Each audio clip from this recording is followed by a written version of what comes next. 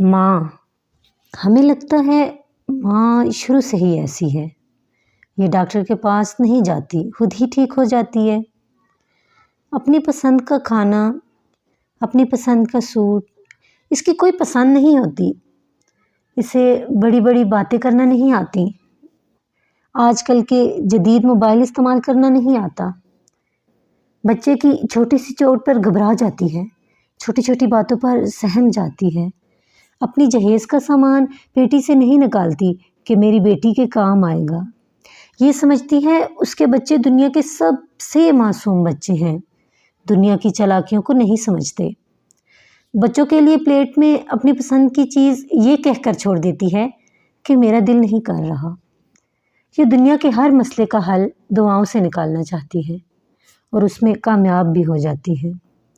हर खुशी के मौके पर, हर त्यौहार पर उसके जूते, उसके कपड़े कोई मायने नहीं रखते। ये सिर्फ बच्चों को खुश देखना चाहती है। उसकी नींद भी नाम की होती है। बच्चों के लिए रात को 10 दफ़ा उठती है, फिर भी सुबह सवेरे उठ जाती है। हमें लगता है माँ शुरू से ही ऐसी है। नहीं, माँ भी कभी नौजवान थी।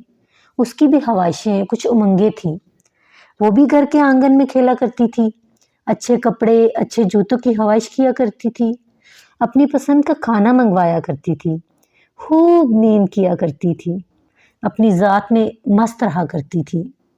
लेकिन माँ बनते ही अपनी ज़ात को बुला बैठी, अपने सारे शौक़, अपनी सारी ख्वाहिशें दफन कर दी। अल्लाह पाक सब माँओं को सेहत और तंदुरुस्ती के साथ सलामत रखे और जिनकी माएँ इस दुनिया से चली गई उन्हें जन्नतुल फिरदौस में जगह अता फरमाए। आमीन।